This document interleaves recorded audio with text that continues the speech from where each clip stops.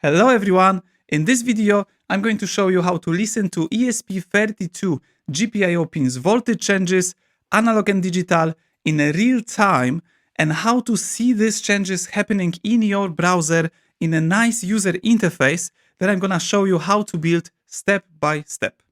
It is going to be based on the last project from the previous video where we've done sort of opposite.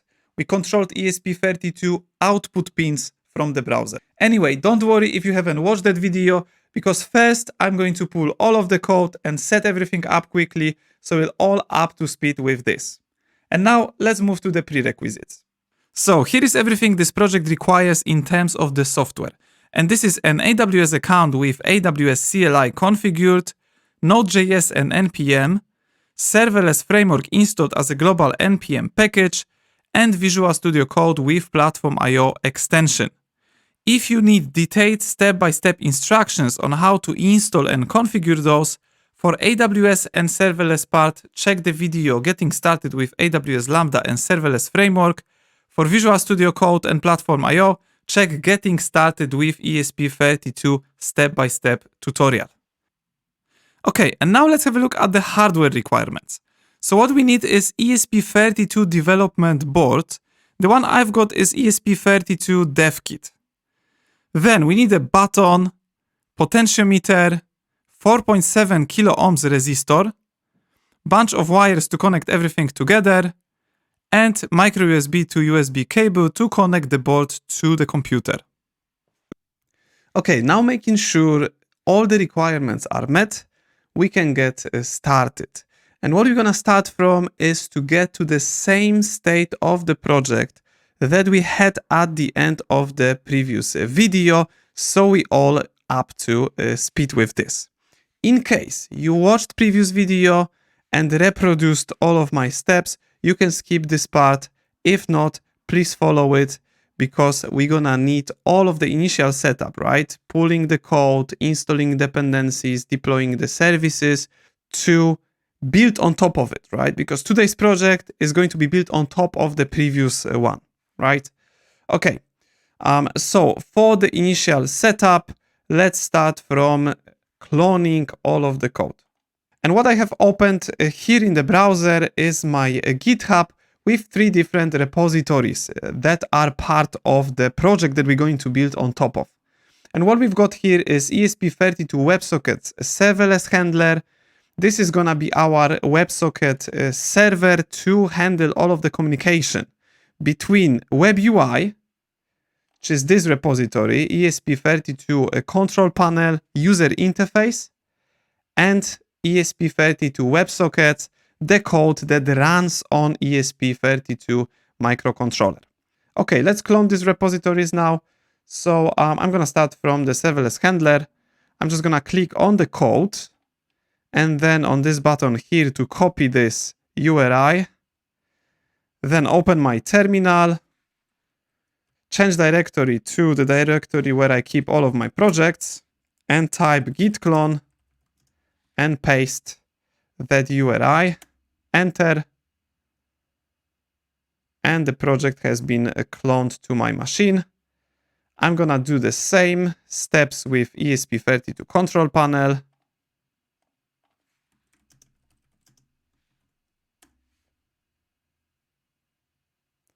And ESP32 WebSockets project.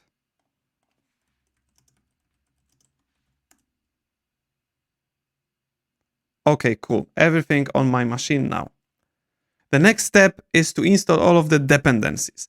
So let's change directory to ESP32 WebSockets serverless handler, and let's run just yarn or npm install to install all of the external dependencies.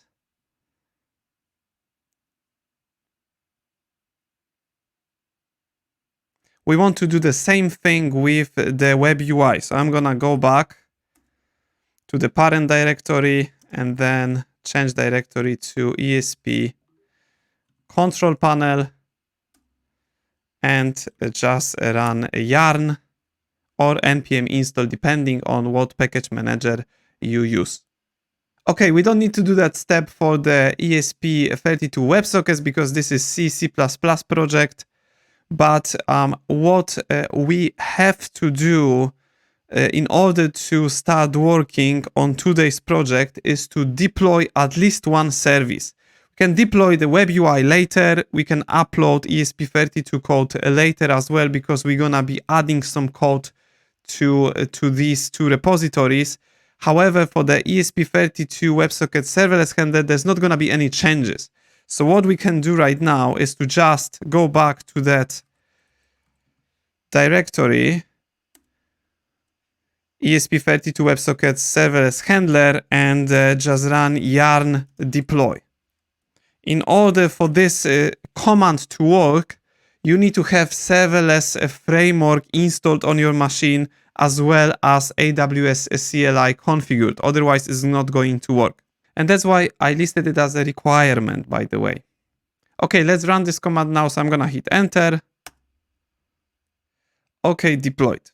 And what we got in the output here is very important. That's the endpoint to our API gateway WebSockets. I'm going to need that endpoint in a second, but first I'm going to open two projects with Visual Studio Code. So let's go back to the parent directory and let's run code ESP32 WebSockets to open Visual Studio Code with that C++ code, the PlatformIO project. And also, going back to terminal, we want to do code ESP32 Control Panel.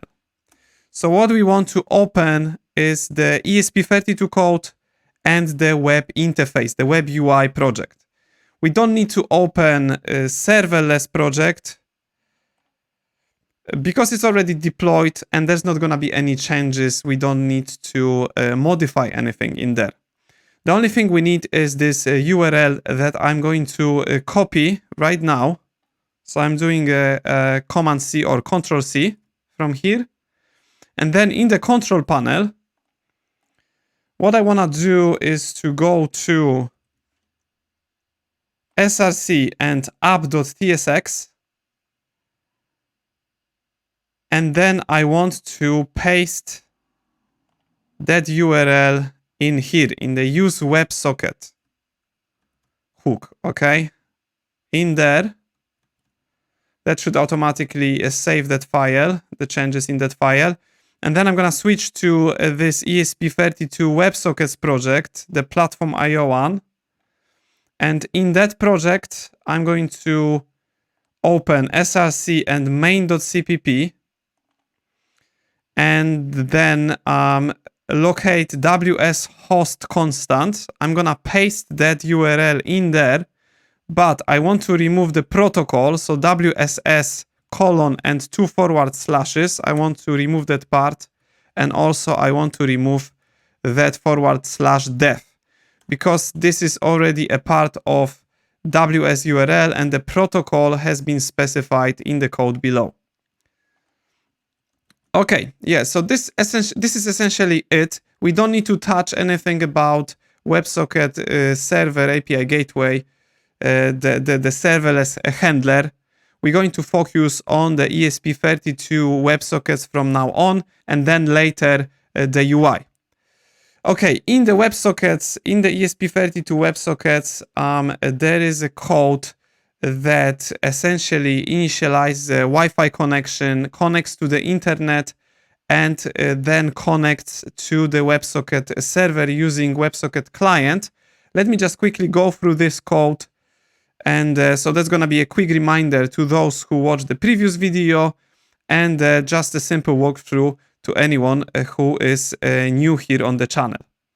Okay, let's maybe start from the top. So we include a bunch of libraries. We've got the Arduino WebSocket client, right? That's the client to connect to the WebSocket server.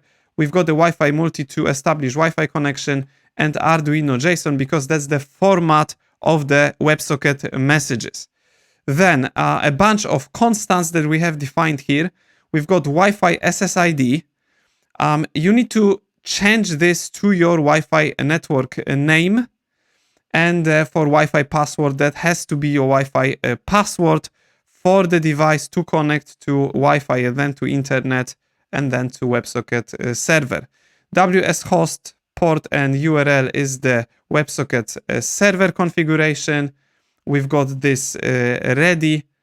And then these two, this is for the fixed JSON document size and for the message size that we send back from the device to the WebUI. Then we initialize Wi-Fi multi-instance and WebSockets client. And right after that, I'm gonna move to the setup function because that's the entry point of this code. At the beginning, serial communication is established, and then we're gonna be using a built-in diode, the blue diode on the board, to indicate the status of the Wi-Fi connection. Here we establish that Wi-Fi connection, so we add the access point using these two constants. And then using the blocking method, we connect to Wi-Fi. So this code is going to run until the device is connected to Wi-Fi. So in case you use the wrong credentials, this is gonna get stuck in an infinite loop. So make sure you've got the right Wi-Fi credentials specified here for these two constants. Then once the device is connected, we just send connected message to the serial monitor. And this is the code that establishes a WebSocket connection and specifies the event handler. I'm gonna move to the event handler in a second. Let's have a look at the loop function. This one that runs continuously, right? Where the first line is responsible for giving us the status of the Wi-Fi. If it's connected, the blue diode should be switched on, right? And then WS client loop, that's the method that has to be run continuously for the WebSocket connection to be kept alive. Then for the event listener, this is just a function that is called whenever something happens with our WebSocket connection. For example, when it connects, right, when the connection is established, we just send that text to the serial monitor. If it's disconnected, then we send the disconnected, basically. When this WebSocket client receives a message, right, from the server, what we do, we also send the information to the serial monitor, but then we call handle message function with the payload. And handle message function basically deserializes this payload, which is just a sequence of bytes, and that deserializes it to the JSON document using Arduino JSON library. This is because that's the format that we use for every WebSocket message. We've got some validation here. So if that message cannot be deserialized, if this is not a JSON, just a normal text or a different kind of sequence of bytes, then we send an error message as a JSON. That's another function we've got implemented in here that basically creates a JSON string with the body, right? That's how it looks like. So we've got the action MSG. This is required by AWS API Gateway WebSockets. That's our specific action that we defined for passing the messages from one client to another, right? So if ESP32 produces that message gets passed by the server to another client, which is our WebUI. If the WebUI is a producer of that message is going to get passed to ESP32 and received here. Okay, the type of the message, this is defined here by us. We've got the type error, and body is basically whatever has been passed to send error a message, and that is whatever has been the result of the failed deserialization. Then what we do after we manage to deserialize it, on the document that we get, we check for the type. We check if we have a type field that's type a C string, right? Essentially string on the JSON. If it's not, we send the error message, invalid message type format. So that's the validation basically. Same happens for the CMD. This is a specific type, right? Notice that I do the comparison here on the type field. So if the type field has a value of CMD, that means command. And that command is to control ESP32 microcontroller from the browser, right? So when we send that message to the WebSocket server, that message is gonna get passed to our microcontroller, and then microcontroller is going to handle it in this block of code. Basically first checking if the body is an object, right? Because if the type is CMD, we expect the body field to be a JSON object. If it's not, that validation handles it. If it is, we have three types of CMD messages, which is a pin mode, digital write, and digital read. Pin mode basically runs a pin mode function, right? With the pin and the mode, we have input, input pull up, and output. And by the way, now is the right time to uncomment this code, which is just an extra validation to make sure the correct data is sent in the message. For digital write, as you can see, we've got pin and value, right? Because that can be 0 or 1, it's just digital. And for digital read, this is just the pin. And in that case, what this code does is to return back an action MSG. So this is another message that's gonna get passed to the WebUI type output, and the body is the value that's been read from that pin that we want to read from. Okay. One more thing is this send OK message for the digital write and pin mode. This is just an acknowledgement message, just saying yes, I have received that, and the action has been executed. Okay, so that's gonna be the code I'm going to extend. I hope everyone is now up to date, up to speed with all of this, and understands what's going on with this code that runs on the microcontroller. Okay, and now let's think about solution for today. What we want to do is to sort of inverse what's going on in here, because so far we were able to control microcontroller from the outside, right? So when the message here, the message of type CMD, for example, digital write has been received, then digital write has been executed. We've got the same thing for digital read, but that the digital read is not really working like a listener, right? We need to receive the message first to return back the value.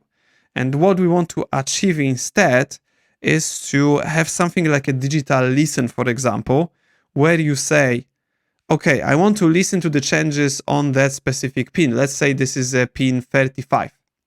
And whenever a value of that pin changes, I want to get notified in the WebUI, right? So it's something like a set listener on that pin. And also, what's important on this one is to get only the message when the value changes, right? So let's say we have a pin 35. We've got the value on that pin that is 0, let's say. There is no voltage on that pin. And we want to listen to it, right? So we send the digital listen command, and that's it. And the digital listen just returns 0. Nothing really happens until the voltage on that pin changes. So let's say we have a button wired up. We press that button. Now the voltage is high. And because that value changed from 0 to 1, right, the digital value of that pin, we send the notification to the WebUI, right? It goes through the WebSocket server, but there is a notification that value on that pin 35 changed from 0 to 1 because the button is pressed. Now, nothing happens after that until the button is released, right? When the button is released, the voltage changes again from high to low. And because of that, there was a change, we send that message again that the value on that pin has changed, right? So something like a listening to the pin. For analog kind of information, where it's not 0 or 1, but it's between 0 and 4096 in this case for analog read on ESP32, we basically want to do something similar, but it's not between 0 and 1, but between different values, right? So let's say we have our potentiometer wired up. Let's say it is set to the minimum, right? So let's say we have like a 0 on this one when we do analog read, and nothing should happen until we change the potentiometer. So let's say we want to increase that, right? When we increase, the value changes, let's say from 0 to 200, right? And because it's 200 now, value changed, we want to send a pin change sort of message to notify the WebUI, the other client, that there's been a change. And whenever increase or decrease potentiometer, we want to get information about that, but only when we change something. So that's essentially the idea behind this project. And how to implement this idea, let me show you right now. So first of all, let's define how this change message is going to look like. So let's think about it first. So far, we've got the error message, we've got OK message, and we've got a specific message for the output when digital read is done. So definitely we want to have something similar, right? Action MSG is required. You know what, maybe let's define the message itself first. So I'm just gonna use a simple comment in the code. So let's say what we want to have is an action MSG, right? Then for the type of the message, let's say this is a very specific type. And that type, let's say this is a pin change, okay? I think that's a good name, pin change. Then the body is going to be an object, and in there, I'm thinking about having a pin, right? So we'll have a pin. Let's just use 12, for example. However, I'm not sure if there is a 12 GPIO. Probably there is. And the value, right? So that's going to be the value, which is going to be like, can be anything, right? It's going to be just integer. So 1, 0 for digital values, and 0, 1, 2, 3, 5 up to 4096, or maybe we scale it down, we'll see. But yeah, essentially integer value for the pin change. Okay, and you know what? Since we have that message defined, maybe let's start from creating a helper function. Like we've got a send error message, send OK message. So what I'm gonna do is to just type void send pin change message. And we have two variables in there, two arguments, right? Where the first argument is the pin itself. I know that pin is uint8t. This is the type used in a digital write and digital read in pin mode as well. And for the value, let's just use a simple integer, I guess. I think this is also the result of digital read is actually integer. Okay, and now let's just copy some code from, maybe let's steal from, I guess from the error message makes sense. So we're gonna copy paste this code and then do the modification, right? We want to do the pin change. So let's do the pin change. Then we want to have a body. Sorry. Should be pin change here. And then we have a body, but body is gonna be slightly different. So this is another object. And in the body we have a pin. That's a decimal, right? This is integer. And we have a value, which is the same, %d for our printf. Okay, perfect. Let's remove that comment. And instead of error, let's add a pin and value in there, right? So now that function is going to send, is everything all right? Yeah. So instead of error, now it's going to send the pin change, right? So whenever pin change, we want to send the pin change message. Okay, so we've got the helper function now. The next step is to define our digital and analog listen body types for the messages, right? Because there's gonna be like a need for an explicit message first, right? We need to receive here digital listen, maybe digital listen add to start listening to the pin. That's the idea, right? We don't want to listen, I guess, like we don't want to listen to all of the pins all the time because that's gonna generate a lot of noise. Instead of that, let's just be more explicit with that. So let's require our other client, the WebUI, to tell ESP32 what pin to listen to and what pin to notify about changes, okay?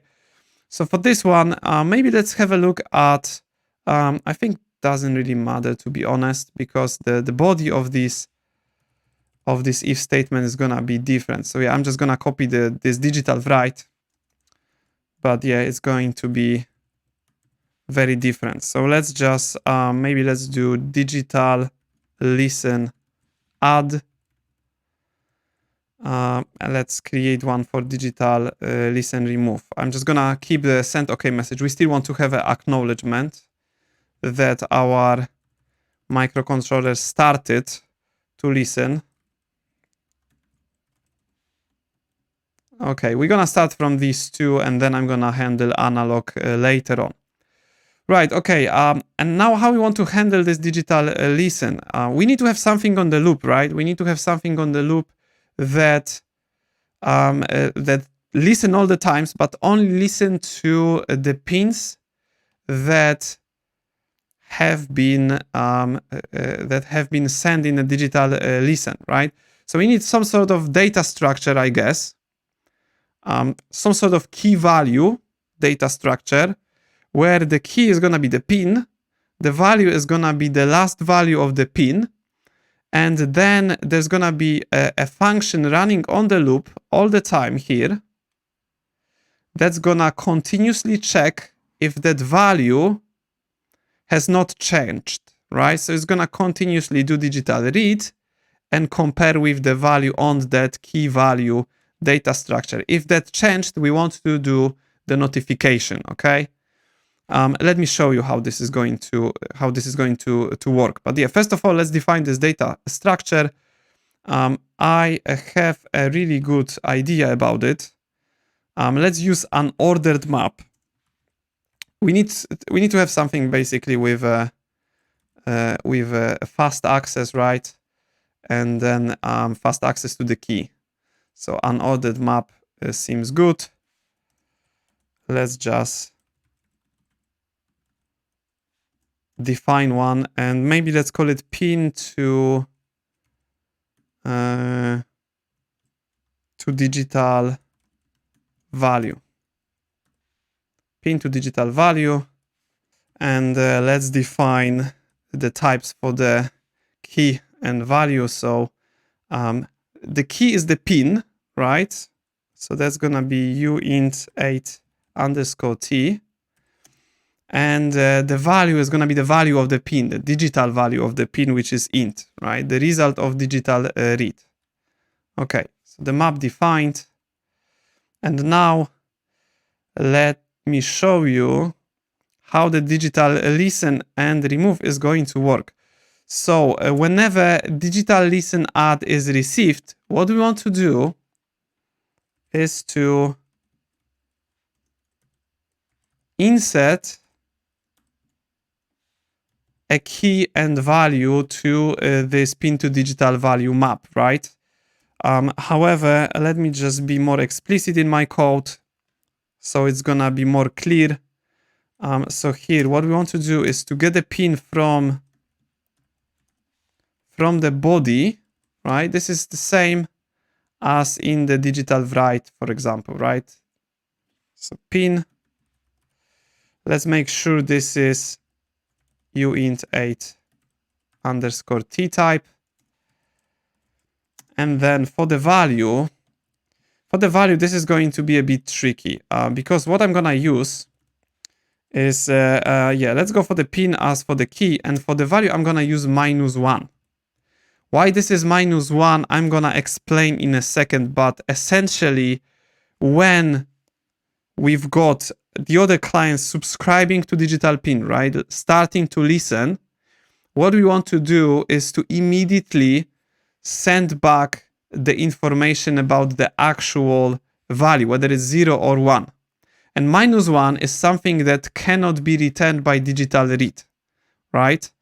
So if we set this on the map, when we try to check what is the actual value, it is always going to be different to -1. And because of that, that notification is going to get sent to the other client. I'm going to show you later once I write that loop that's going to continuously iterate and check for all the pins to notify the other clients about. Okay, so yeah, that's for the insert. For the remove, pretty straightforward. The only thing that we need to do differently, I meant it's pretty similar, right? The only thing that we want to do differently is literally having an erase instead of insert, right? So that's how it's going to look like. Okay, yeah, but that just, you know, sets the values, just insert erases from our map. Now we need to have that listen part, right? That code that's going to continuously check for the changes, right? And for that, let's define a function notify about digital pin changes. Something like that. And that's gonna be a very simple for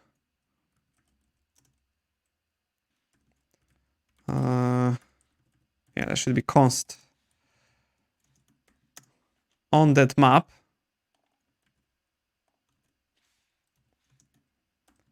That's just gonna iterate over all the existing values, right? So all the pins we listen to, right? We want to notify about any change, okay? The way this iteration works, essentially, it uses the pair data structure. Pair has two properties. We've got first and second. The first is the key, the second is the value. But you know what? Let's just be more explicit with the code. So I'm just gonna use a helper variables. So that's our key, and that's the value from the map, right? For every single pin that is set on that map. And then what we want to do is an actual digital read, right? So let's define maybe digital read value equals digital read. And that digital read is the pin, right? Because the pin is the key, right? Maybe let's rename this to pin. We're gonna pass a pin in here. Can make sure the pin has a right type, which is uint8 underscore t. And then this is what I was talking about. What we want to do is to compare that digital read value, this digital read value, with the actual value, right? With the previous value. That's like a previous value. And if we just had the change on the digital read, right? So the actual value on the map, let's say is 0, and after doing digital read we have a 1, that means there was a change. And this is when we want to send pin change message, right? For the pin and for the new value, which is digital read value, right? And after that, we want to also set that value on our key value storage, on our unordered map, okay?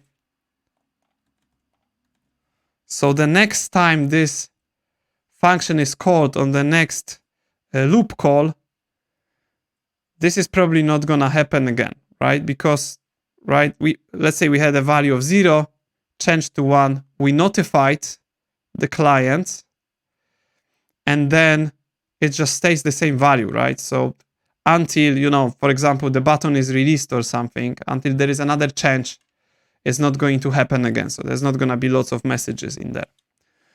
Okay, yeah, and this is essentially how you do it, but there is one extra step that includes just calling this function. And now I can call this function on the loop, but there is one flaw of this approach. Because loop runs very often.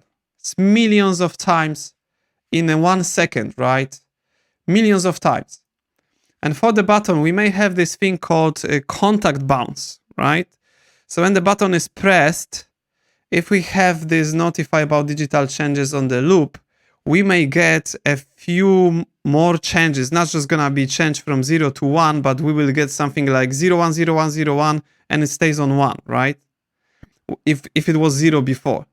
Same other way around. So let's say the button is pressed, we've got 1, the button's released, and then before we get to 0, we will get some noise, basically. There's gonna be some noise. We want to remove that noise. Removing that noise is called debouncing, right? So what we wanna do is to debounce that button. This is not just a button, right? This is like any changes happening on the digital pin. Button was just an example, but we want to debounce that digital pin. And basically to debounce it, we don't want to run it on every single loop call. Instead, the idea is about having some sort of interval, right? Let's say running this every 100th of the second, right? Or half of a second. And in order to do that, I'm quickly gonna install an external timer library with PlatformIO. So let me just quickly do it. I've got a library here that I have created. So let's just go to PlatformIO section in here, open. Then from the menu here, you want to go to the libraries and let's type uni uno timer. And that's my timer library, really simple to use. So we're just gonna install it. So I'm gonna click on it and then add it to the project. And from select project here, I'm just gonna pick the first one, ESP32 WebSocket, and then on the add button in there. Just clicked on it. And there we go. Has been added to the project. Let's include it at the top. So include timer. Then let's create the instance of the timer. So that's gonna be uni uno namespace and timer. And then the only thing that we need to do to use the timer is instead of in the loop function, focus on the setup function to initialize it. So we're gonna call timer dot set interval. And for the set interval, the first argument is a callback function. This can be our notify about digital pin changes because that's just a void function. So we can pass it in there. And the second argument is the interval time. As a default, this is milliseconds. So maybe for the button, let's use something like maybe 250 milliseconds. So that's gonna run every 250 milliseconds instead of like every nanosecond or something like that. And then the second method that has to be called here is attach to loop. And finally, in the loop function, we're just gonna do timer.tick. So that's how we use that timer to run something in an interval of 250 milliseconds instead of on every single loop call. Okay, and yeah, this is pretty much it in terms of digital listen. And quickly, before uploading it to the board, let's handle analog, because analog is gonna be very, very similar. So for analog, I'm literally gonna copy paste this code. I could even abstract it out, but I'm not going to not increase complexity here and for everyone to be able to understand this code easily. Let's just rename this digital to analog, in there, and maybe let's create a new map just for analog values. So that's gonna be pin to analog value this time. Okay. Then going back to this analog listen add, let's just paste this here and there. And that's essentially gonna be the same. And even the function for the analog is gonna be almost the same. That's why I mentioned abstracting it out. So you can do it yourself if you want. So we have analog pin changes this time. And this is where we have a difference, okay? This is where we have a difference because for the analog pin changes, we want to do analog read. And that analog read, it gives us a value between 0 and 4096. And if we use that values, even with our debounce code using the intervals, this is still gonna be oscillating. So we'll still get lots of messages. Like, let's say if the analog value is around 1000, we'll continuously get the values around 1000. So like 999, 1001, 1002, and so on. So a good idea is to limit this, to scale these values, right? So instead of having values between 0 and 4096, let's have a value between 0 and 100. How to do 100? How to figure out the value that we need to divide this analog read value by is very simple, because like if you want to use 100, we just need to divide 4096 by 100, and that gives us 40.96, which is 41 rounded up, right? So that's essentially the value that we need to divide it by. And let's add 1 to it, so it will never be a 0. Okay, and that's literally that's the only change that needs to be added here. Also really important, I've just realized I forgot. So this is the analog value, right? Analog value, and let's rename this one to analog as well. Yeah, apply. So now this is correct and clear code. The final step is to notify about analog pin changes as well, okay? Analog pin changes, yeah. Let's use a higher interval for this one though. Again, as I said, it is less stable basically with Potentiometer. Okay, perfect, yeah. This code is done. Quickly on the -1 again, just to explain why I used it. There might be questions around that. So here, for our pin to digital value or pin to analog value, the -1, basically, the reason I use -1 is that the digital read never produces -1.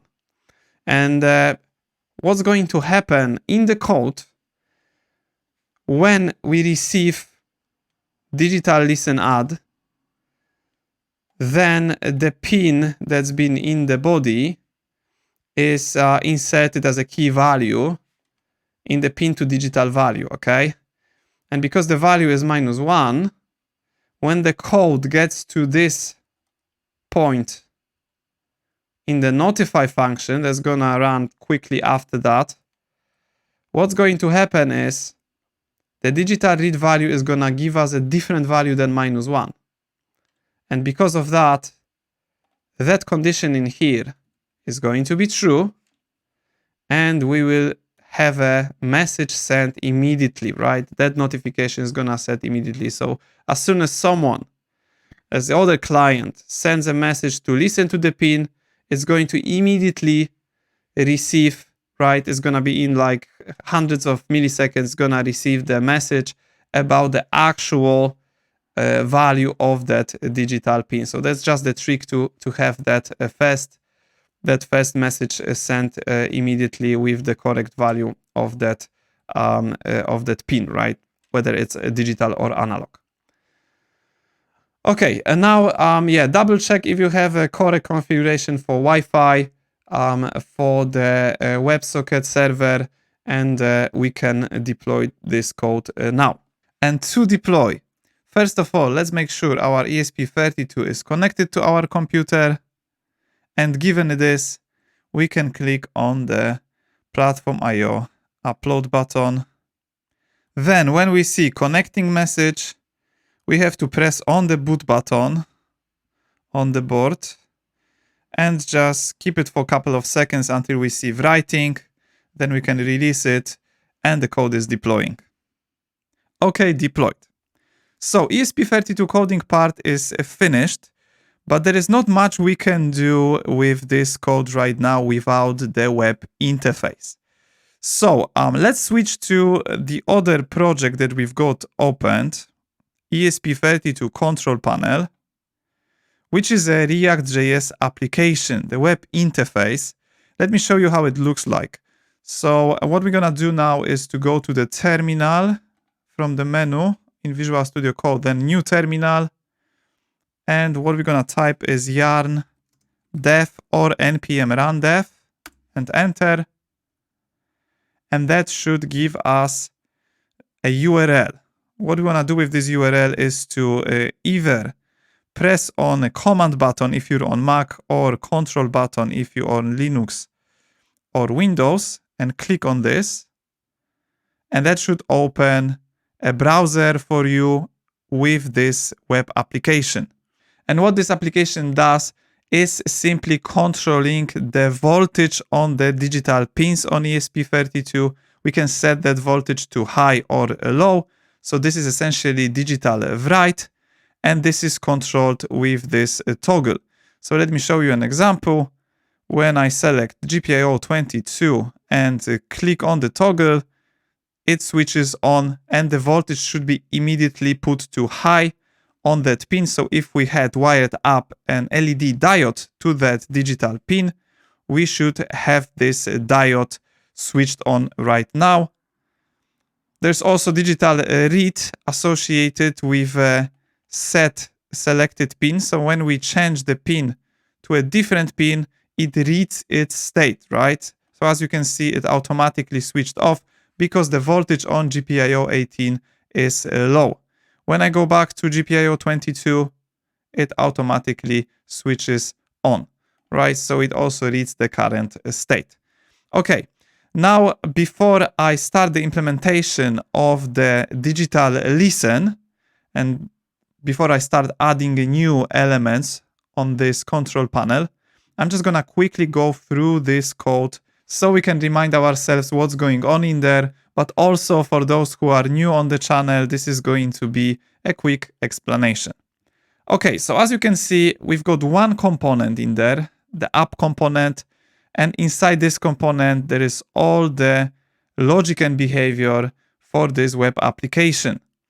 It all starts from the use WebSocket, which is a hook from an external library, React use WebSocket. It gives us three variables, last message and ready state. These two are states. Last message keeps the last received message from the server, and the ready state is the current state of the WebSocket connection. Then send message is a function, and we use that function to send a message to the WebSocket server. Then we've got selected pin state, which is associated with this dropdown, and pin value, which is associated with the toggle. As you can see, it's false as a default, but can be true, right? It's a boolean. Then some side effects. We've got one side effect that is listening to a last message. So whenever last message changes, right? Whenever new message is received, this function is going to be called. And that function really cares about the parsed message type, right? So if the message is a JSON message and it has a type property that is output, that means we've just received a result from the digital read. And what we do is to set the pin value to false or true, depending whether the body was 0 or 1, right? Whether the state of the digital pin is high or low, right? I mean the voltage. Then the next use effect is happening whenever we render that page, right? So whenever we open this or refresh, this function is going to be called. And in that function, we send a message to do the digital read, the initial read on the default pin. And then we iterate through output pins. So all of the pins, and for all of the pins, we send a pin mode message, right? To change the mode to output, to make sure those pins are the pins that we control. Okay, otherwise we won't be able to change the voltage on that pin. So the mode has to be output.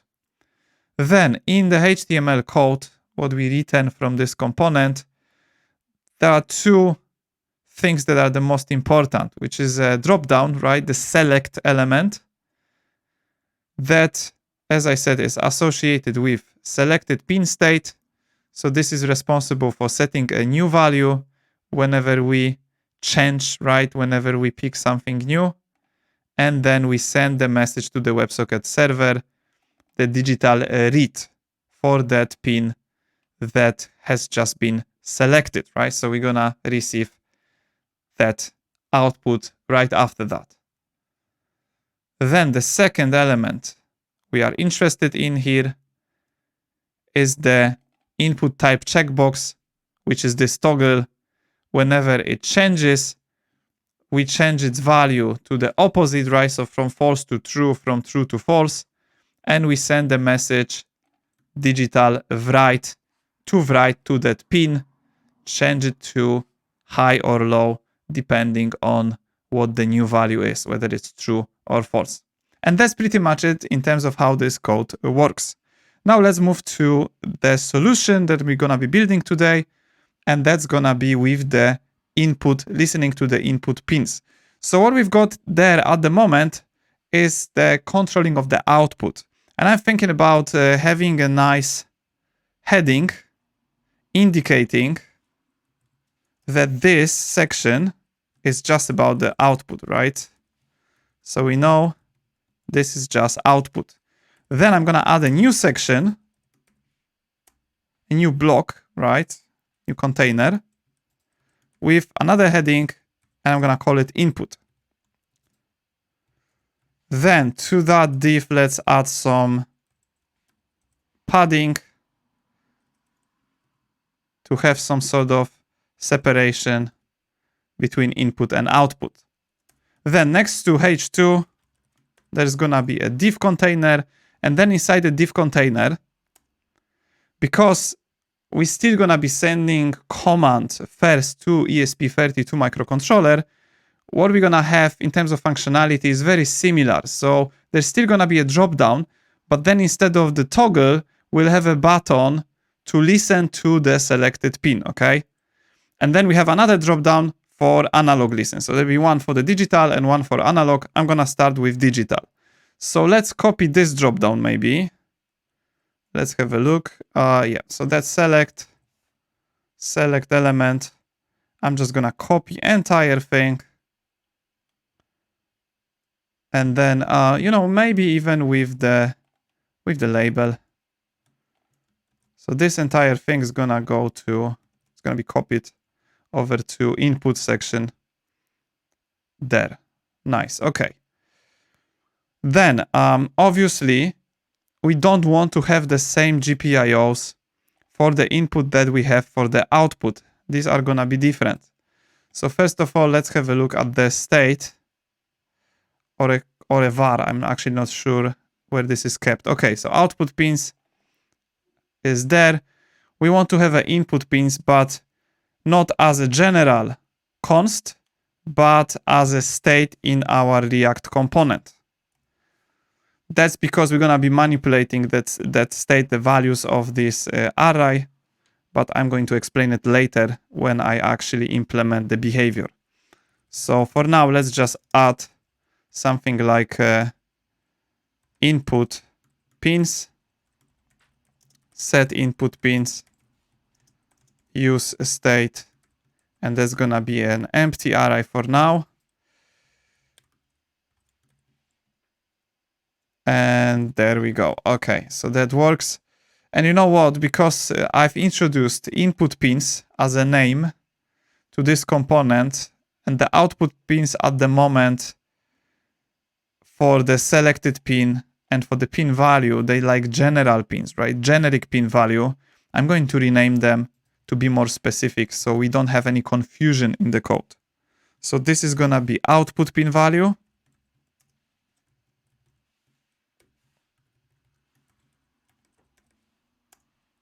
Okay, and that's gonna be set selected output pin. Selected output pin and set selected output pin. Okay, so that's gonna be slightly better. Then we have input pins. For the input pins, for now, let's just use 1, 2, 3, 4. I'm gonna change them to the ones that we can listen to with the input state, with the input mode digitally, right? Digital listen.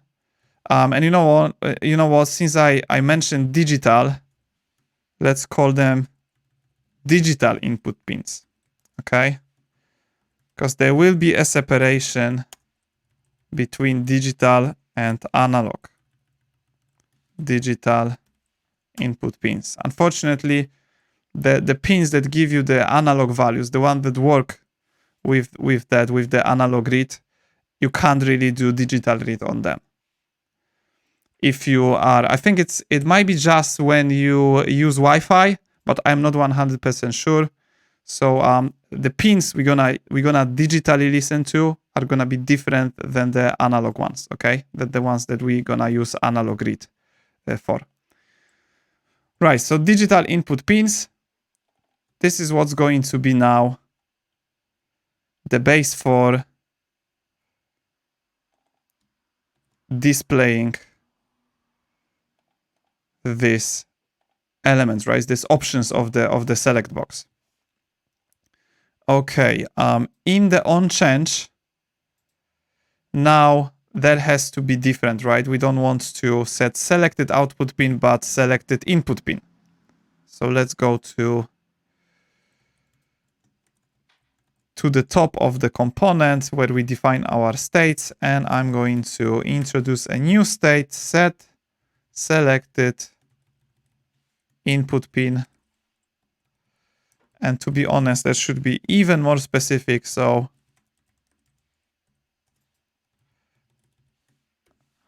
let's set selected digital input pin.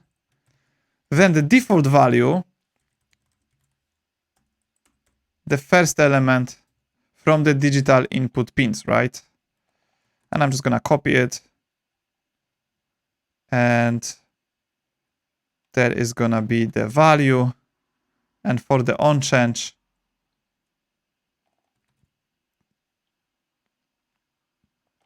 we'll have that. Okay. Send message is not gonna be the case anymore. We won't be sending any messages when GPIO, the input GPIO pin is selected.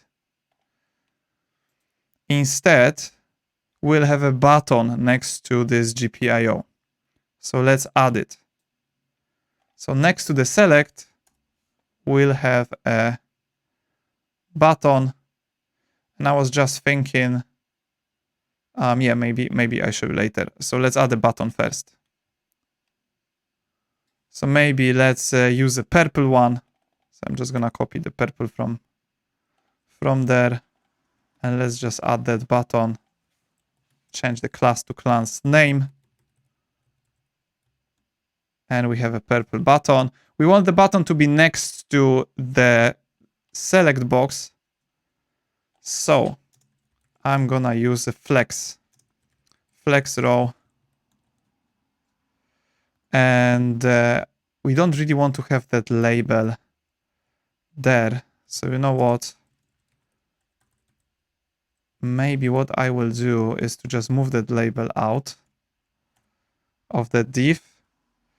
And I think also what we want to do is to have a items baseline. Yes, that's correct.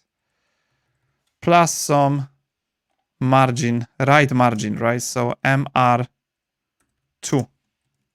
Let's say, okay, so now there is like, yeah, can see they separate, right? Yeah, the purple button is not gonna be called purple. Let's use digital listen. Okay, and let's make it wider. Maybe 60 is too much. Do we have a 52? Something like that? Okay, that's better. Right. So that's gonna be the button that will send a message, right? That will send a message to start to listen to the selected pin, okay? And for that, I'm gonna have to create another state. This is where I'm gonna start implementing some behavior, because that state is needed for the onClick function. The function is gonna be defined on the onClick prop of this digital listen button.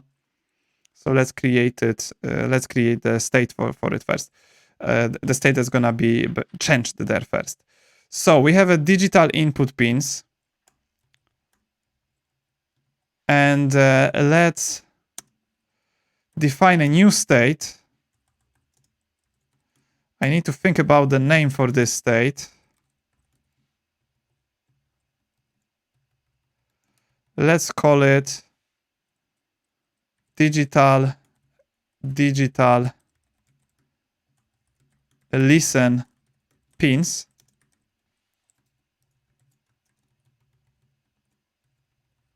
Digital listen pins. And this is gonna be empty at the very beginning. And on these two states, on digital listen pins and digital input pins, we will have some sort of a relationship. The way this relationship is going to work is that when we click on the digital listen, one of these pins, the one that is selected, is going to disappear from the digital input pins array, and it's gonna get moved to digital listen pins, okay? So we'll have a move of a GPIO from one array to another. So we remove it from here, and we add it there, okay? So for example, if we select GPIO 3 and click on a digital listen, what's going to happen? This number 3, it's gonna be moved to there. That's the idea, right? So it won't be able to have like 3 here and in here. It'll be either in one array or another. So that is the relationship between those two. Same situation is gonna be with analog, but first let's do digital. So let's add the onClick to that button. So we have a digital listen button, and the onClick on this button will have a prevent default first. And then what's gonna happen is we will as I said, remove from the digital input pins. How do we remove something from there? So we know what we're removing, selected digital input pin. How are we gonna remove it? We're gonna use filter on the digital input pins. So there, I'm just gonna call filter method. And for a single pin, there's gonna be following conditions. So we're gonna compare the pin with selected digital input pin, right? And that's how we're gonna remove it, okay? So that's gonna filter it out. So it's just gonna keep the elements, the pins that are different to selected digital input pin. So it's gonna disappear from that array. And now let's add it to this digital listen pins, which is gonna happen with the use of spread operator. And then we're just gonna add the selected digital input pin to that array. So that's essentially what's gonna happen. So these two things, I can even show you right now, but yeah, there is one more thing that needs to be implemented, and I'm gonna do it with the use effect. So every time we move something between these two arrays, so digital input pins and digital listen pins, but yeah, essentially this is gonna be about digital input pins. What we wanna do is to make sure existing selected digital input pin is selected. What do I mean by existing? So if we move number 1, for example, we want to make sure that the first element that's now in this dropdown, in the select box, is not 1 anymore, but 2, because 1 is not there anymore, okay? And because this is all operating on the React states, we have to explicitly make sure that selected digital input pin state changes, right? So what I'm gonna do to handle this situation,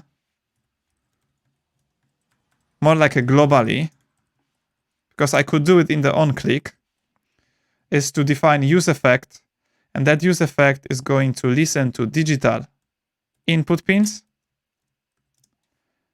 and also is going to use set selected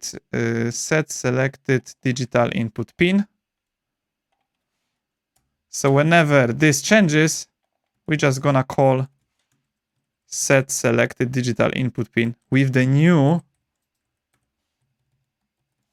digital input pin at that time, okay?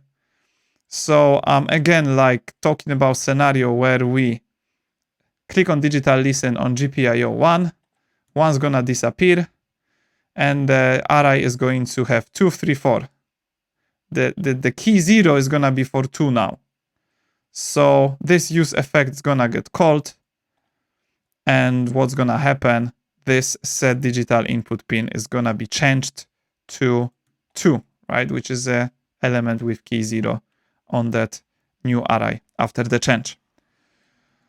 Okay, and now I can actually show you. So when I click, you can see this changes, right? They disappear from there until we get nothing. So it is happening at the moment, but we're not displaying them yet. I'm going to handle it now. So to display them, below our digital listen, maybe outside this div, because that's the flex box, we will have another div. And then in that div, we're going to have a digital listen pins map. And that map is going to display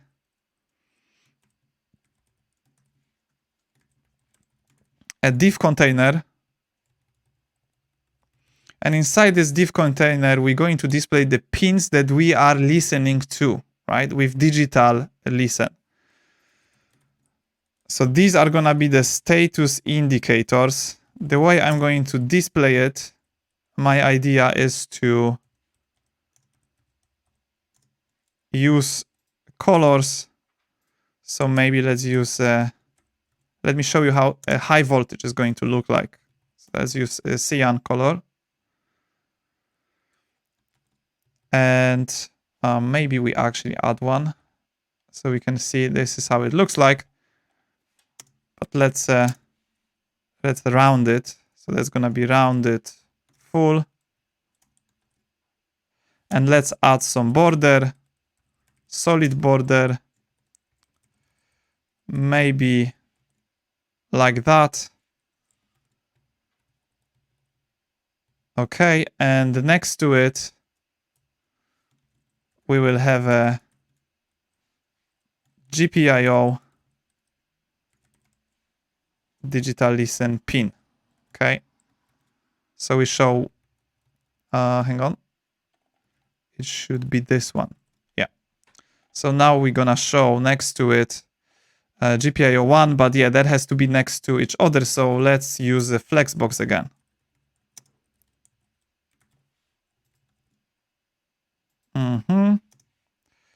And I think what we want to do is to use the item center and also small margin. So again, this is separated. Okay, I'm gonna add few. Yeah, maybe let's add some padding. Maybe not on this div, but on this one. Nice. And let's position them differently. So this whole div, maybe, you know what, maybe let's add another div. I'm gonna tell you why, because I would like here to also tell that this is the these are the digital pins, right? So digital pins. I want to clearly say, and here again something to separate it, and then below in that div, let's again use flex row, flex wrap for all of these to wrap. And yeah, I can actually see there is something wrong. I'm gonna fix in a second. But I guess what also we wanna do is to have like a margin. Yeah, maybe something like that. Yeah, that seems to be okay. And there is something that is not okay though. As you can see, we have GPIO 1, 2, 3, 4, and this weird GPIO without anything. This is because we can keep adding new GPIOs. The problem is this is now empty, so I think it just adds undefined GPIOs to this array. Let's modify it. So let's make sure that for digital listen, there are digital input pins. Okay, so and if they are not any left, if we don't have any left, then nothing's gonna happen. So that's to make sure this is the case. So I check the length of this array. So now we can keep adding them, but that's it. Can only go up to the number of the ones that we have, that we had in this select box. Okay, so yeah, adding is good. It works.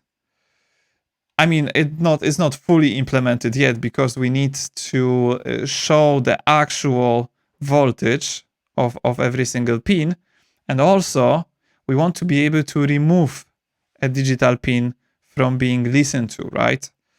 So what I was thinking about is to add a small X kind of button, so we will be able to stop listening to that pin, and that GPIO pin is going to go back to this dropdown, right? Let's implement something like that. How to do this? First of all, let's find an icon. So I'm just gonna find the cross kind of icon. Let me type maybe close. Okay, yeah, that's the one that we need. I just copied it. And then I'm gonna go back. And let's find this. Again, let's find the digital input pins. Not the select, but the divs that we display, the status indicators. Okay, there we go. And then next to the GPIO, let's add maybe a element with that icon. Okay, I've just pasted it. So we'll have something like that. And this is going to be clickable. So let's do on click. I might have to use, maybe I should use a button, but I'm gonna stick to A for now. I can change it later. In the code I'm going to share in the link, or in the description of the video. So first of all, let's do if prevent default. And then this is where we're gonna do other way around operation to what digital listen does. So let's have a look at the digital listen now. And let's copy these two lines. Let's paste them there. But then we're going to swap those. So this is gonna go there. And this is gonna go in there.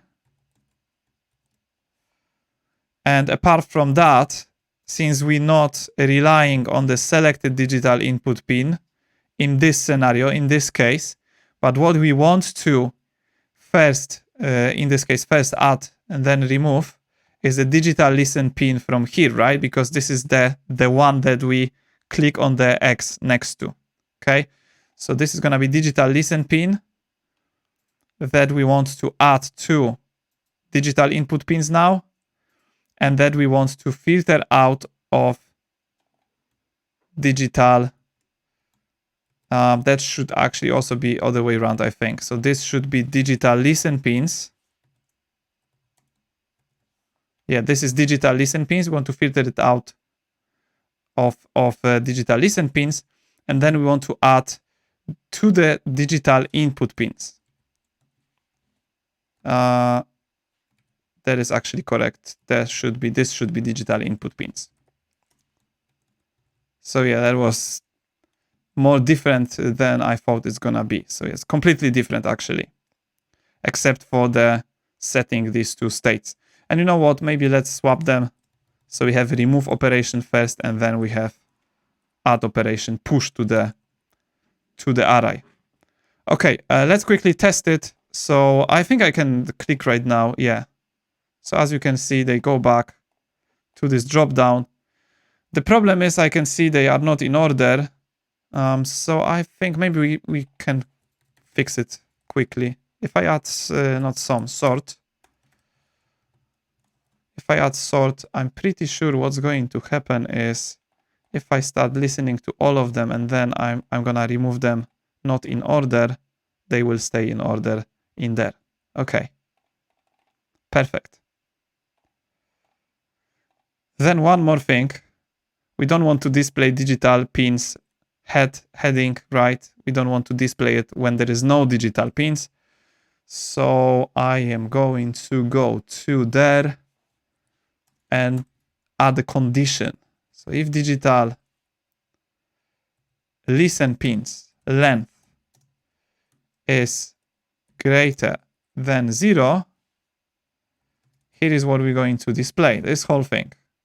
I think I need to put it in the fragment though.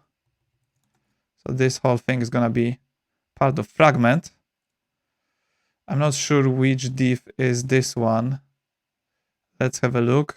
It's this one. Okay, so this is where we're going to have a closing bracket. And then otherwise, it's just going to be an empty string. Okay, so now there is no heading anymore, unless I add the new pin. Okay, cool. Okay, let's add the logic to send the message to the WebSocket server before we move to the analog pins. So first of all, what we want to look at is a digital listen button. So that's this one. On click on this button. And in there, I am just going to send a message. And there's going to be two messages, actually. I was thinking about to make sure that digital pin is in the right mode. And for that, I'm going to use action MSG, type CMD, right? This is still command. And then body type pin mode.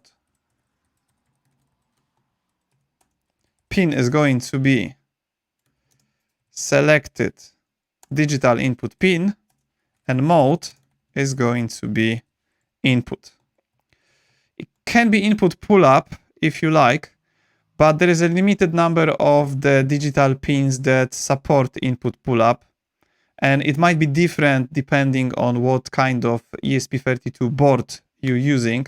So I'm just gonna go with the input, and I'm going to build input pull-up or pull-down, actually, a circuit myself. It's gonna be very simple. It just needs one additional resistor, and then we can make sure this is a universal kind of solution. Right, so that's the first message that we're gonna send, and then the second message that we're gonna send is not the pin mode, but let's have a look. Not the pin mode, but digital listen add. So let's add digital listen add, and I think that just needs pin. And this is gonna still be selected digital input pin. So that's what we have right now. Okay, for the removing, for the digital listen remove, we just want to copy this send message, and let's find this. Yeah, so it's gonna be there, and then just gonna do digital listen remove, and we will have a digital listen pin instead. So that's how this is going to work. And yeah, now final step to handle the messages coming from the WebSocket server, right? Actually coming from ESP32, they will just pass through WebSocket server, and that message is going to be of type pin change. So whenever the value of the pin that we listen to change, this is what we're gonna receive. And in there, what we're gonna receive is an object with a pin that's a number and value that's also number.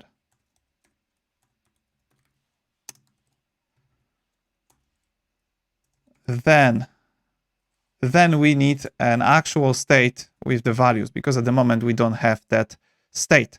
So let's create a state where we keep the values of a digital listen pins, the pins that we listen to, right, with digital listen. So maybe let's call it digital pins value map, set digital pins value map, and that's gonna be very simple object of a type record, where key is a number and value is also a number, right? The key is going to be a pin number, and the value is the value of that pin. So for digital pins, this is going to be 1 or 0. For analog, we'll have a value between 0 and 100, I think. But since we're implementing a digital pins now, that's just going to be a 1 and 0. And this is the map that is going to be used first. In the pin change, this is where we receive the message from ESP32. So when we have a pin change, we want to update this pin value map. To avoid any race conditions, I'm just gonna go with this approach where you pass the function to the setter of a state. And basically we're gonna do spread on the previous state. This is just the previous state of digital pins value map. And then we're going to add a new key and value pair. So this is gonna be body.pin and it will have a body.value. So that's how we're going to handle. And you know what? I'm just thinking this particular case could be common. I mean, this particular map, this could be common for the digital and analog. Because like analog is just, it's still a number, right? So I'm thinking maybe we rename this and let's call it just a pins value map. And that's just gonna be just the pins value map. That's it.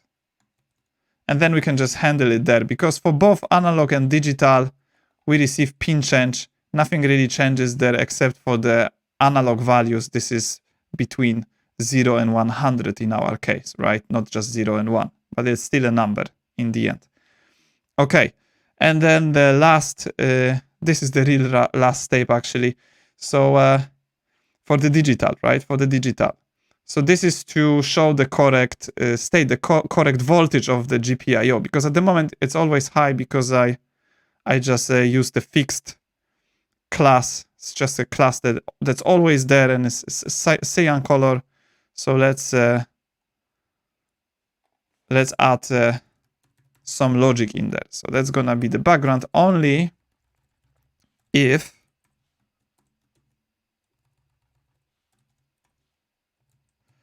that's gonna be the background only if we have our value map, pins value map with the digital listen pin,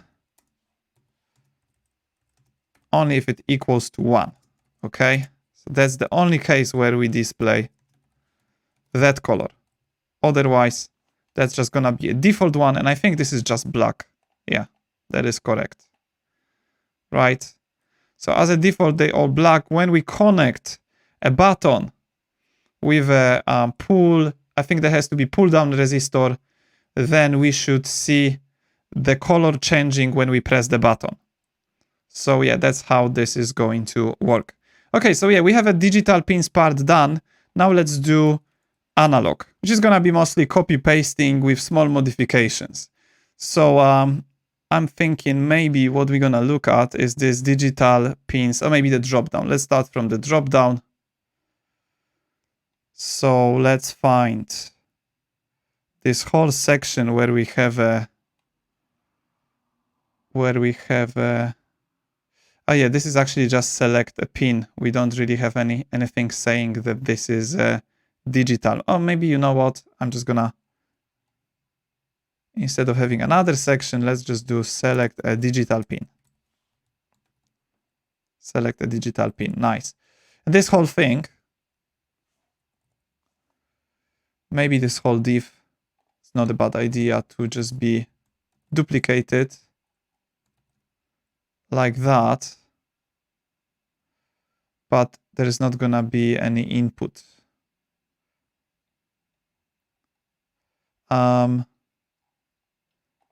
Or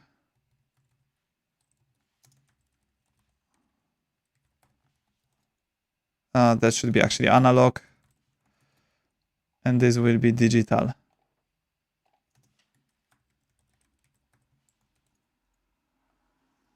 Okay, yeah, so select a digital pin. We don't care about this section anymore. And this is going to be select an analog pin. And for the analog pins, now we need to define new states, okay? So let's use Let's create them. So we have a digital input pins and listen pins. We will now have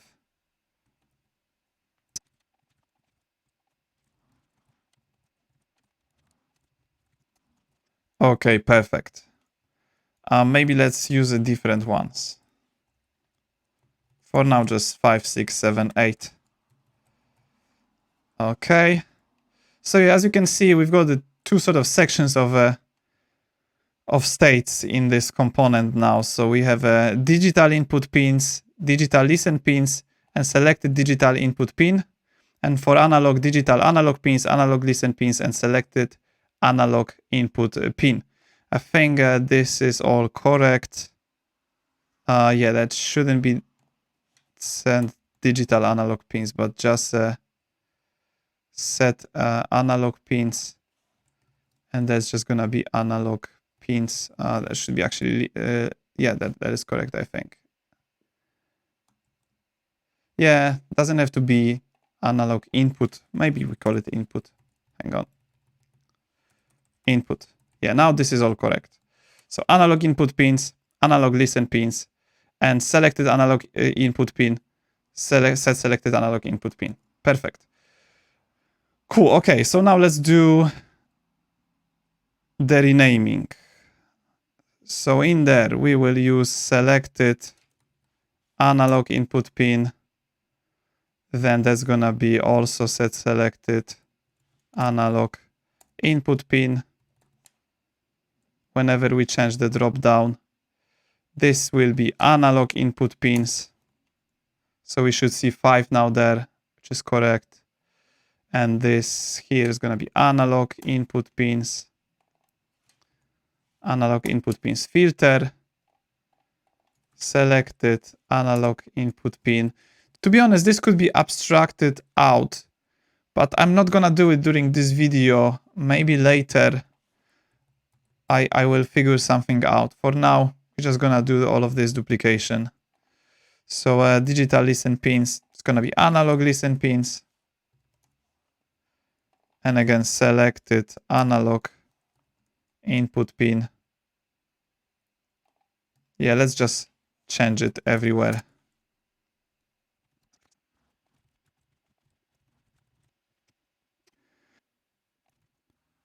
Okay, I think I've done all of the required renaming. And now let's implement the difference, right? Let's modify it, because analog listen is gonna be a bit different. Instead of displaying these kind of status indicators, we will just show the value, right? We'll show the actual value of that, of the pin that we listen to with analog listen. Okay, let's have a look at this analog listen button first, because I was thinking we can change the background. So maybe this is gonna be a blue button instead. And for the dark mode, it also has to be blue. So maybe let's just do something like that. And that should be blue, blue, and blue. So yeah, now this is all blue. Nice. Right, and for the status indicators, let's have a look at them. Since I don't want to show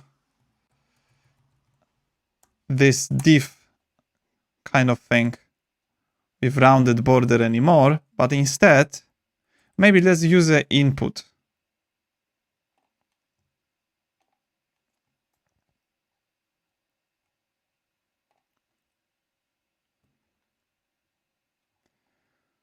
So just a simple input like that, but read-only input, okay? This is gonna be read-only input.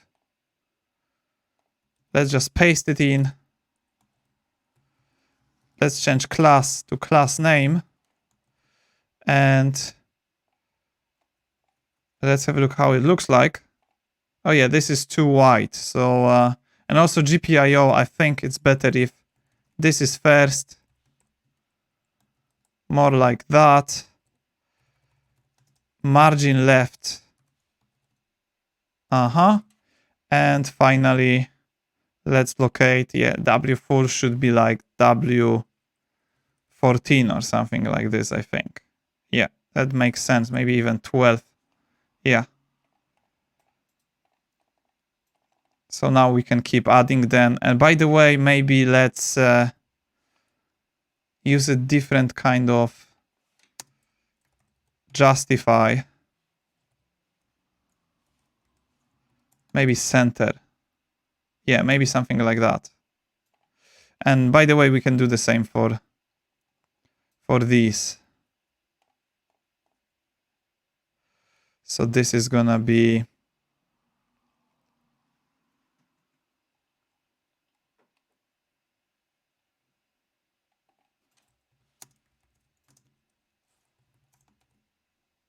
in the middle. Okay, yeah, and we're gonna display values there. So let's go back to that input. Make sure it is read only, because at the moment it is not. So I'm gonna add read only, true. And the value is going to be our value map, pin value map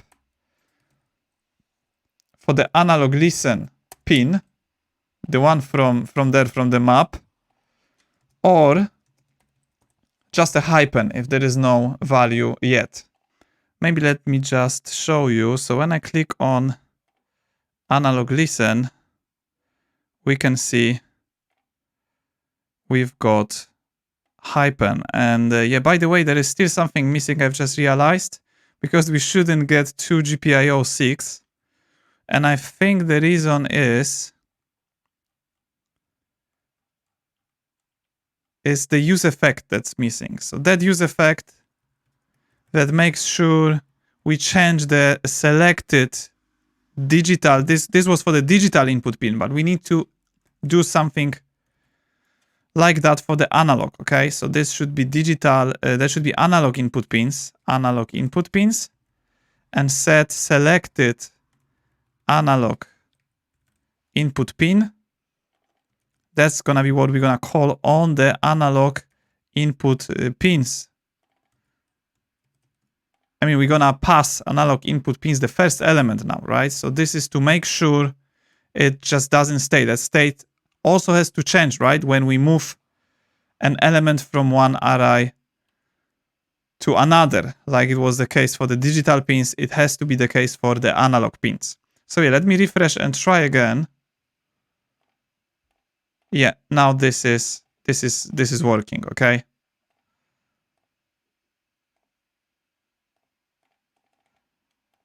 Okay, cool. Yeah, so this is how it looks like. And the next step could be to improve this code, especially all the common logic we have between analog input pins and digital input pins, just keeping the differences, right? So we could have a separate component that essentially have all of this. It has all of the behavior that we've got in there, except for how the pins are displayed, right? Because this is the difference, digital and analog pins. But yeah, I'm not gonna do it in this video because that would take too much time. What we're gonna do is to move on with this project because that's essentially ready. The only thing I need to do now is to wire up a button and potentiometer with my ESP32 board. So maybe let me show you the circuit diagram, then I'm gonna wire it up and we're gonna test it, because once the ESP32 microcontroller is switched on, it should automatically connect to the WebSocket server, and this application is also connected, so we should see any changes on the digital pins that we listen to. Okay, we should see them now if we had everything connected, but we don't have. I'm just gonna do it now. So the circuit is going to be pretty straightforward. As you can see here, we have a simple button and potentiometer wired up with ESP32 board. The button is connected to GPIO 14 with the use of this pull-down resistor. That's to make sure the default state, the default voltage on this GPIO is a low voltage, okay? That's 0. That's what this pull-down resistor is for. when we press the button, that state is going to change to 1, high voltage, and we will see that change on the screen in our control panel. Then, for this potentiometer, it is quite important to connect it to one of these GPIO pins. And by these pins, I mean GPIO 34, 35, 32, or 33. As you can see here, they are marked as ADC1. ADC pins are the pins that you can do analog read on, and also ADC2, but this cannot be used, I mean ADC2, when ESP32 is connected to the Wi-Fi network. So in our case, we can only use ADC1 marked GPIOs, and that's why I used 35. Okay, so yeah, now let's wire this up quickly, and I'm gonna give it a test with ESP32 Control Panel.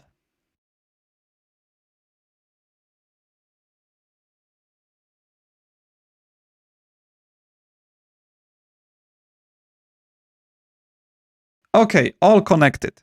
So now before I can test this whole project, I'm gonna have to do one last modification, and this is to replace this digital input pins values and analog input pins values with the actual GPIO pins, right? The pins that we plan to have able to use as input pins and as analog input pins. For the digital input pins, let's go for something that is different to what we have for the output pins, okay? So I'm gonna go for 12, 13, 14, and 27. Okay, so we can connect buttons or other kind of components that work with a binary state, okay, low or high voltage, to these pins. Then for the analog input pins, we're gonna go for all ADC1 marked pins, which is 32, 33, 34, and 35, okay? So these are the pins we can connect things like potentiometer to do an analog read on these pins and have the state presented here in this control panel. Okay, now finally the test itself. So let's refresh this page and let's select GPIO 14. This is where I have my button connected to. Okay, I'm gonna click on digital listen now, and what we can see is the actual state of that pin, which is a low voltage, right? That's 0. And now I'm gonna press the button and just hold it, and we can see that immediately switched to, like, the color changed to the blue one, okay? So that means we have a high voltage on that pin, right? I'm gonna release the button and that immediately switches off, okay? So now we can just play around and press the button a couple more times to make sure this is all working as it's supposed to. Okay, now let's check with the analog listen. So what I'm gonna do is to select GPIO 35. This is where I've got my potentiometer wired up with, and I'm gonna click on analog listen. Now what we're gonna see is one value for this GPIO 35. This is because I've got my potentiometer set to minimum. Let me increase the value of the potentiometer. So I'm just doing it right now, and we can see the immediate change of that value, okay? It's just slowly increasing. Let me see what the maximum value is. And that is 100, okay? So minimum is 1, maximum is 100. Let's just do a few more changes. And yeah, this is all near real time. Right, okay, so yeah, that confirms this project works as it's supposed to. Now, one final step is to fulfill the promise of this video, which is being able to see the changes on the pins from any place in the world. And to make it possible, what we're gonna have to do is to deploy this ESP32 Control Panel app to the cloud, to Amazon S3. And this is what I'm gonna do just now. So let's go to the terminal. Let's create a new tab.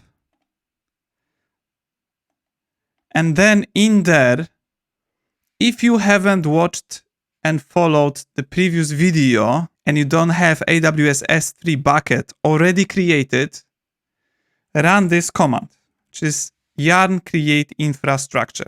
Only if you don't have this bucket, okay? So I'm gonna hit enter.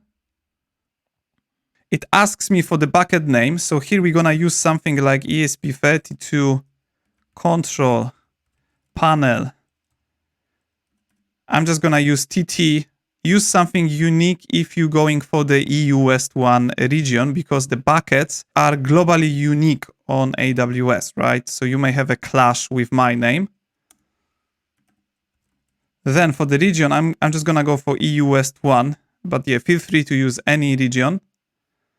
Then I'm gonna hit enter, and that is going to create this whole configuration for me, along with uploading all of the files, building the project, and so on, okay? So yeah, if you haven't watched and followed previous video, you're done, you don't have to do anything else. I'm just gonna show you how to access this website in a second, but now let's sort out synchronizing this project for those people who have watched and followed previous video and created that bucket, right? So if you already have this bucket, what you wanna do is to run what you want to run is yarn build first, right? To build this project, create the production build. And then by running AWS S3 sync ./dist, this is where the build is. And then S3 : and /, and after that, you need to provide the bucket name, the bucket that you've got already created, right? By following the previous video. So I'm just gonna synchronize it with the bucket that I've just created, which is ESP32 Control Panel TT. But again, you need to use your own bucket name here, okay? I'm just gonna hit enter right now. And that's just uploaded all of the files, synchronized it basically with that bucket. Okay, and now to access it on the internet, what we want to do is to copy the bucket name. And then in the browser, we want to type this bucket name .s3 dash the region of your bucket. So in my case, this is EU West 1 .amazonaws.com/index HTML. Okay, now I'm gonna hit enter, and I can see exactly the same control panel, but basically this site is accessible from any place in the world. So you can try to open this website on your phone, for example. Okay, and that should be displayed in there, and you will be able to select GPIO, do a digital listen, and then you can play around with your button to see if the state that is shown in there is correct. Okay, and this is it for today. If you are interested in finding out more about building IoT projects based on WebSocket with ESP32, Arduino Framework, and AWS, check out this video where I built the first part of today's project to control ESP32 output pins from the browser. Thanks for watching, and cheers, bye.